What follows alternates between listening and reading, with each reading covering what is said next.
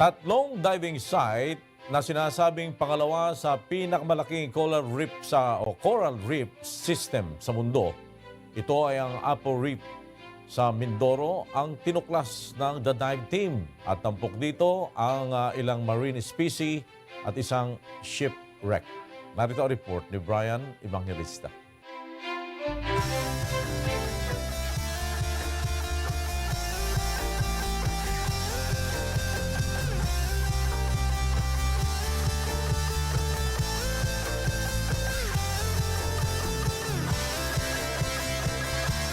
Kung nag-enjoy kayo sa nasaksihang melonhead dolphins, blackfin barracudas, at iba pang marine species sa simula ng pagtuklas natin sa yaman ng Apo Reef sa Occidental Mindoro, mas ma-appreciate nyo ang wonders of creation sa pagpapatuloy ng ating adventure sa The Dive sa Sabado. Kabilang dito ang Apo Minor na kilalang tambayan ng mga pating. Welcome your second dive called Apo Minor. Yeah, and this is the slope dive and plateau wall. We call this one is shark airfield. Then after that one, we'll reach the airfield area, slowly down. Sometimes the shark will be sleeping that area. Okay? Then after we going up to the slope area, in the shallow, as around 10 meters, and continue with the dive time 50 to 60 minutes, and we'll do 3 minutes if we stop in the 5 meters. Oo, mga pating nga ang madalas makita rito. Subalit huwag kayong mag-alala dahil ang mga uri ng mga pating na ito ay hindi agresibo, bagkus sila pa ang nalalagay sa peligro dahil sa pang-aabuso ng ilan. Kaya naman ang inyong lingkod, hindi pinalagpas makasisid dito sa Apo Reef na may pagmamalaking dive destination sa ating bansa bilang second largest contiguous coral reef sa buong mundo.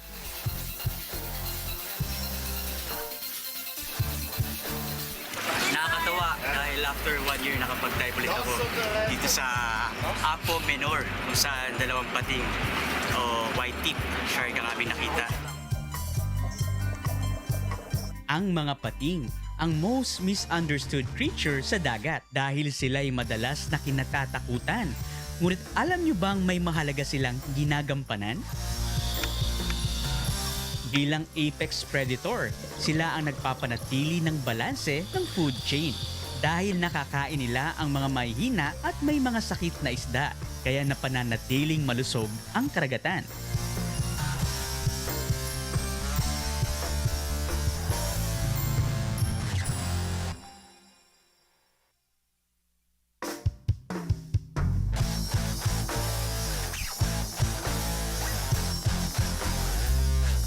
Isa ring aabangan bukas ay ang naging pagsisid namin sa isang shipwreck na may 70 taon nang nakalubog na pinamamahayan ng sari-saring lamang dagat. Kaya naman kami ay nagpapasalamat sa may kapal sa once-in-a-lifetime experience sa tulong din ng Apo Reef Club na nagdala sa ating UNTV dive team. It's very easy. If you want to dive with Apo, just email us, go to the website, www.aporeefclub.com, and you find us there. We will help you to have this great experience with one of the best diving in the Philippines. Abangan bukas ang kabuuan ng aming dive expedition sa Apo Reef sa programang The Dive, 5:30 to 6 p.m. pagkatapos ng istorya.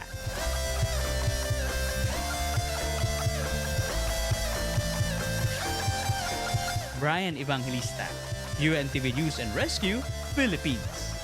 Hindi sangayon si Pangulong Rodrigo Duterte sa pagsasagawa ng military drill sa South China Sea. Paliwanag ng Pangulo, posibleng mauwi lamang ito sa mas malaking gulo sa pinagtatalo ng teritoryo. Narito report ni Myla Guevara.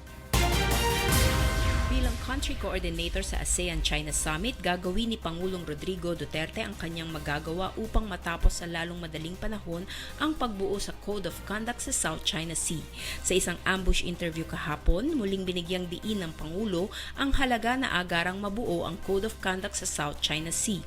Ayon sa Pangulo, isang bagong development sa kasaysayan ang pag-aangkin ng China sa buong South China Sea dahil babaguhin nito ang mga umiiral na batas pagdating sa mga international waters kung saan lahat ay malayang makapaglalayag. Mahalaga aniya na mabuo na ang panuntunan para alam ng lahat ang gagawin sa gitna ng pag-aangkin ng China sa halos buong karagatan. Well, I'm the country coordinator for ASEAN China. I will try my best. China is there.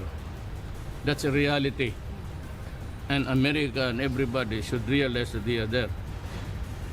So if you just keep on creating friction, little friction, one day a bad miscalculation could turn things more slow. If anything can go wrong, it will go wrong. Ayon din sa Pangulo, ang seguridad ng bansa ang kanyang pangunahing interes kung kaya't hindi siya sang-ayon sa pagkakaroon ng military drill sa South China Sea. No, it's not military drills because I said China is already in possession.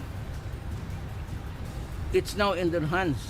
So why do you have to create frictions, strong military activity that will prompt a response from China? I do not mind everybody going to war, except that the Philippines is just beside those islands.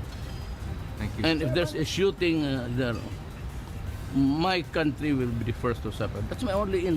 That is my only national interest there, nothing else. Samantala, sa isang press conference na ginawa ni Foreign Affairs Secretary Teddy Locsin, nananatili pa ring matatag ang paninindigan ng pamahalaan na hindi isusuko ang karapatan sa West Philippine Sea. Absolutely not. I have repeatedly said not an inch. That was I keep saying it. I said it also in the UN. Kahapon ay natapos na ang 33rd ASEAN Summit.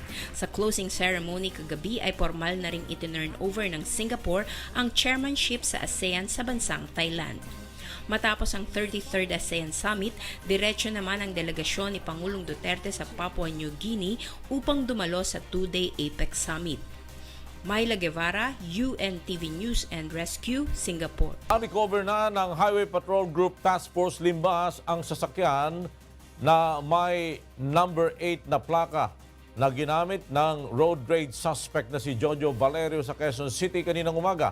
Ito ay ang FJ Cruiser na ginamit ni Valerio sa pagharang sa sasakyan ng isa pang motorista sa Angeles, Pampanga noong linggo. Mula sa Camp Crame, nasa telepono si Lea Ilagan para sa detalye ng balita. Go ahead, Lea. Magandang tanghali sa iyo, Flor. Na-recover na nga ng Highway Patrol Group Task Force Limbas ang sasakyan ng road rage suspect na si Jojo Valerio habang dinadrive ng kanyang girlfriend sa Novaliches, Quezon City kanina madaling araw. Ayon kay HPG Director, Police Chief Superintendent Roberto Fajardo, ang FJ Cruiser ni Valerio ang ginamit niyang pangharang sa isa pang motorista na nakaalitan sa kalsada sa Angeles, Pampanga noong linggo. Kulay black at silver ang original na kulay ng FJ Cruiser ni Valerio, ngunit nilagyan aniya ito ng sticker upang magkulay all black. Ngunit sinabi ni Fajardo na wala na ang 8 plaka na umano'y ibinigay lang sa kanya ng isang barkada nang ma-recover nila ang sasakyan kanina madaling araw. At sa halip ay ang original na plaka na nitong AVA 8781 ang nakalagay. Mananatili aniya ang sasakyan ni Valerio sa HPG hanggat hindi na i-clear sa LTO ang pagpapalit ng kulay ng kanyang sasakyan at ang paggamit ng 8 plaka. Si Valerio ay kinasuhan ng less serious physical injury at paglabag sa Republic Act 4136 o Land Transportation and Traffic Code. Ngunit nakapagpiyansa ng 4,000 piso. Dismiss naman ang kasong usurpation of authority and grave theft ng mga otoridad. Balik sa iyo, Flor. Maraming salamat sa iyo, Lea Ilagan, nagulat mula sa Camp Crame. Umabot sa 53 ang na-rescue na mga tauhan ng lokal na pamahalaan ng Quezon City Police. Nilinaw naman ng mga otoridad na wala itong kinalaman sa nalalapit na pagbisita ni Chinese President Xi Jinping sa bansa. Narito ang ulat ni Jerry Galicia. Sinagip ng pinagsanib na puwersa ng Quezon City Police District Station 10 at Department Social Services ang 53 indibidwal kabilang ang 23 minor de edad sa Tomas Morato Timog Avenues at Scout Area of South Triangle. Bahagi ito ng SACLEO o Simultaneous Anti-Criminality Law Enforcement Operation at Oplan Sagip Anghel. Ilan sa mga na-rescue ay nagtitinda ng sampagita. Dito lang po kasi yung alam namin. Tsaka hindi naman po kami totaling araw-araw bumababa. Kasi po nag-ano lang po kami para po may panggastos po. Bawal po kasi yung mga bata raw po. Didindala mo ng sampagita. Saan mo dinadala yung pera mo kinikita sa sampagita? Nakakain ko po. Ang iba nanggaling pa ng Antipolo Rizal at Fairview sa Quezon City. 42 naman dito ang mga badyaw na nanghingi ng pera sa mga sasakyan. Ayon kay Station Commander Superintendent Louis Benji Tremor, bahagi pa rin ito ng Simultaneous Anti-Criminality Law Enforcement Operation ng PNP at walang kinalaman sa nalalapit na pagbisita ni Chinese President Xi Jinping sa bansa sa susunod na linggo. Sabi ko nga, regular na ginakandak natin dito. At sa mga bagay naman po yan, talaga yung inano pa rin natin yung target hardening natin para hindi rin tayo malusutan ng terorismo. Dadalhin ng mga badyaw sa Josefa Villa Shelter at ang iba ay sa Payatas Reception and Action Center. Kwento ng mga nagtitinang sampagita, dinadayo pa nila ang Manila upang kumita para may pantusto sa pangangailangan. Ayon pa sa PNP, tuwing sasapit ang holiday season, dumadami ang street dwellers at mga badyaw na nanghingi sa mga kalsada na kung minsan gumagawa ng mga petty crimes. Jerry Galicia, UNTV News and Rescue, Quezon City. Pinag-iingat ngayon ang publiko sa bagong kidnap or ransom modus operandi na ang tinatarget ay lahat ng may mga cellphone. Alamin kung paano ito maiwasan sa report ni Mon Hokson.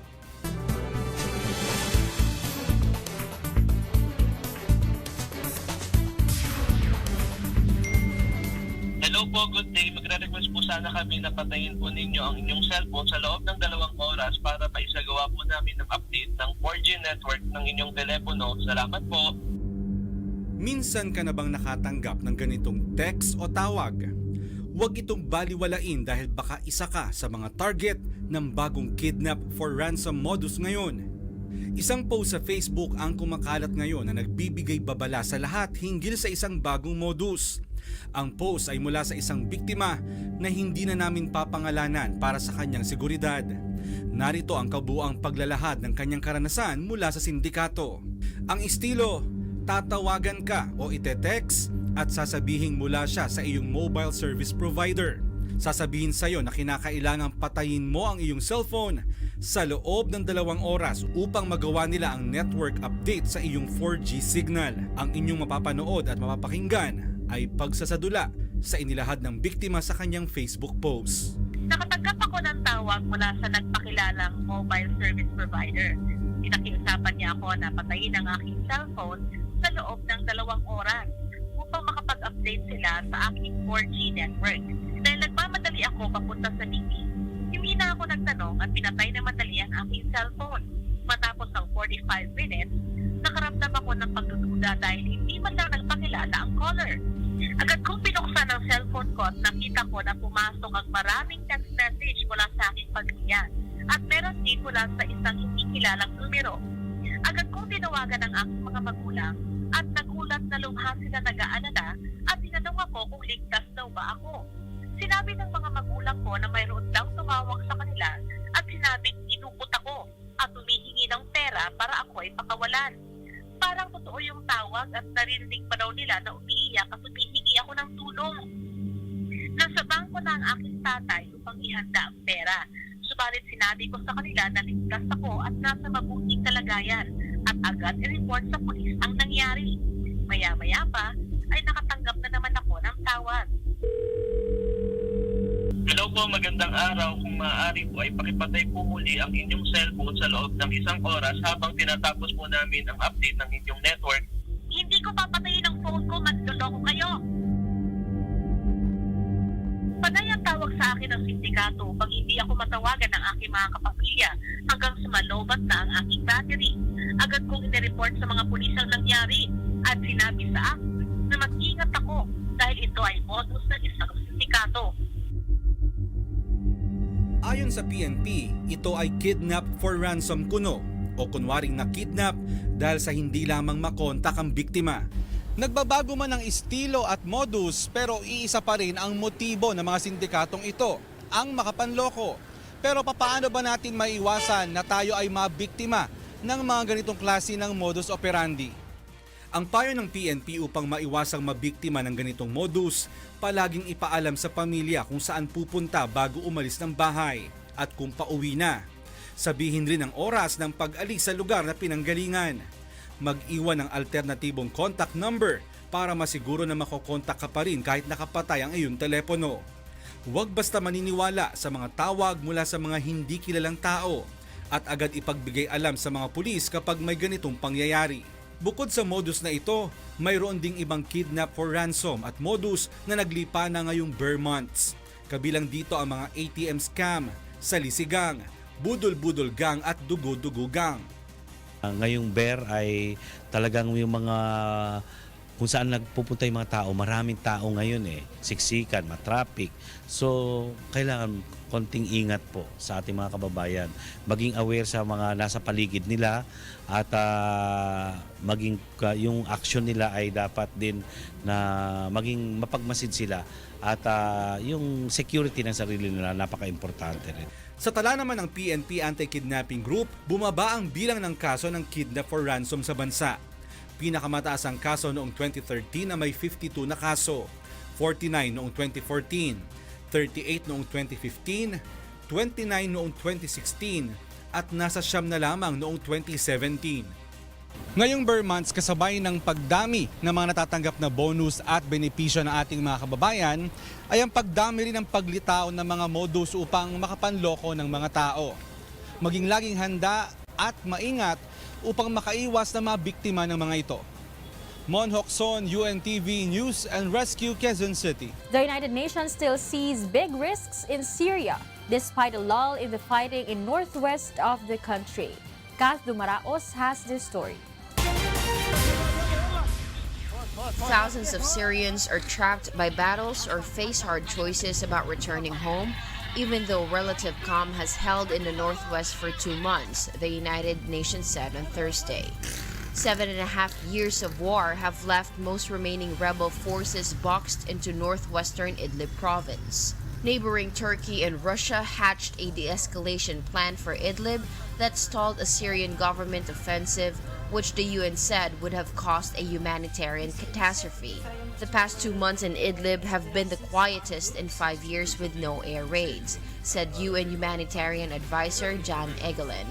The civilians inside, 2-3 million of them, the 12,000 humanitarian workers, and we here still have a million questions of whether this is quiet before the big storm or this is quiet before peace.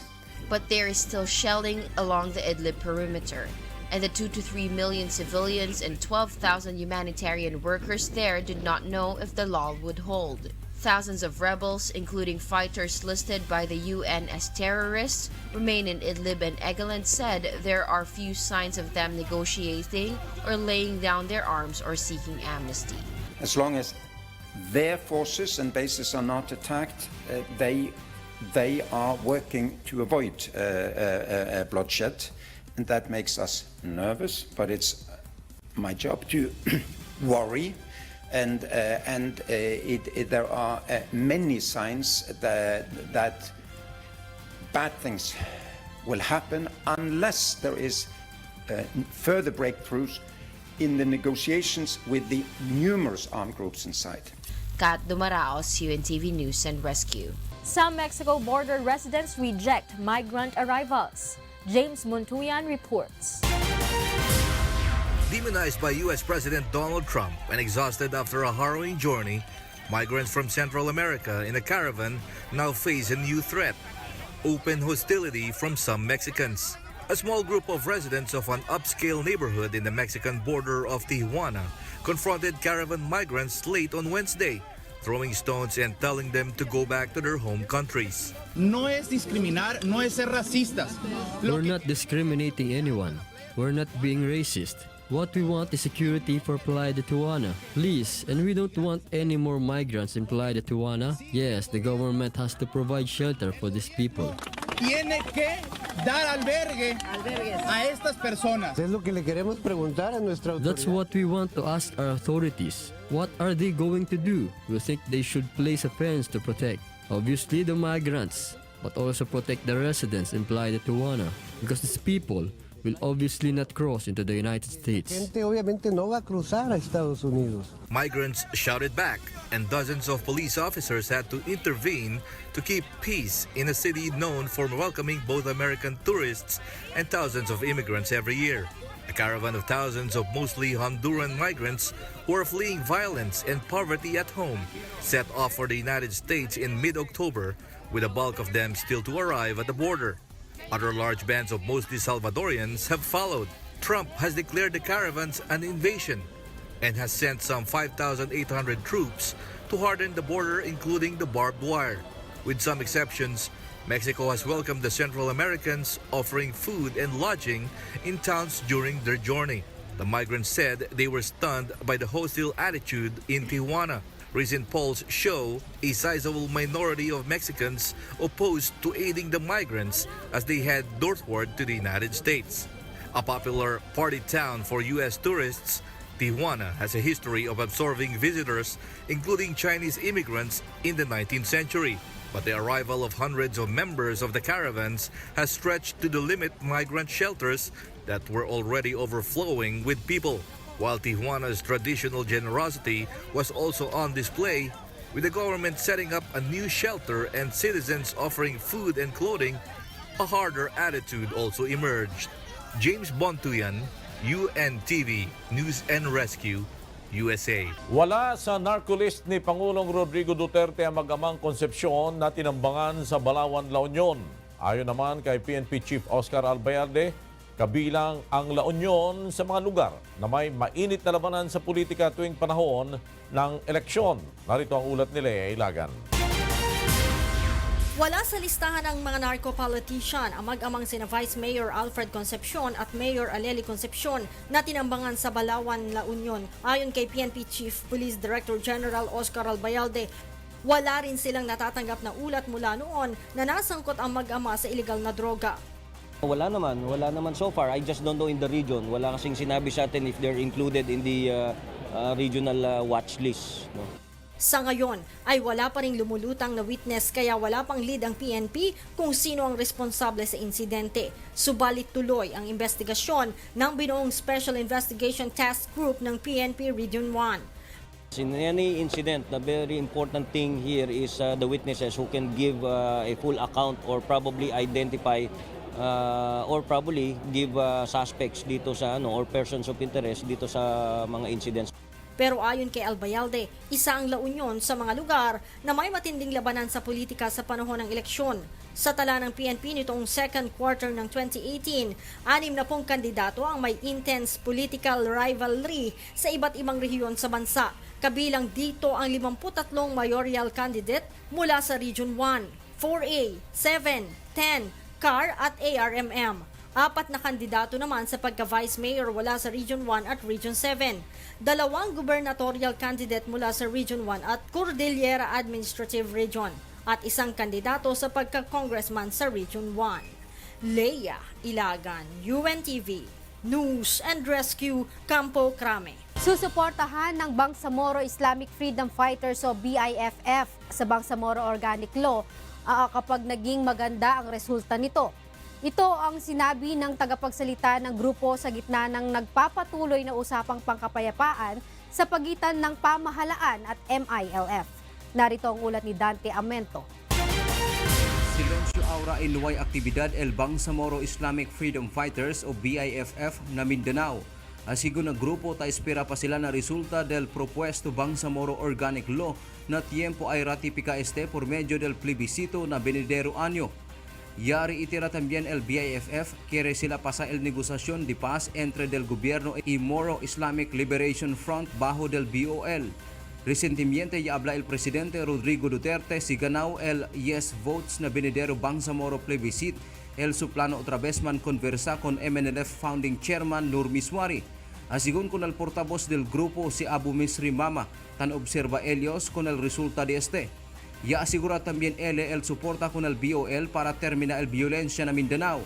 Ang aming stang ay mag-observe muna kami dahil tingnan muna natin kung ang Bangsamoro Organic Cat o Bull ay yun ang maka-solve sa problema sa Mindanao, saan pa tayo? Ya asegura también el grupo mientras ta continúa el negociación, no hay ellos cosa hace ataque como respeto del proceso de paz. Wala po kaming gagawin na pagka-atake at wala pong ano-ano na pagkasisira sa mga bagay na pakinabangan natin. Pero kung atakein kami, ayun, inshallah, lalaban po kami. Mientras tanto, alegre también el AFP con el declaración del BIFF. Ya habla si Joint Task Force Central Comandante Major General Cirilito Subihana. Grande pabor este na Fuerza Armada por causa mingwaya el contrario del gobierno para con el deseo de paz. It is a positive development dahil bawas na sa kalaban ng gobyerno pag sila'y sumusuporta na sa Bangsamoro Organic Law. Dante Amento, UNTV, Noticias Eriscate, Ciudad de Zamboanga.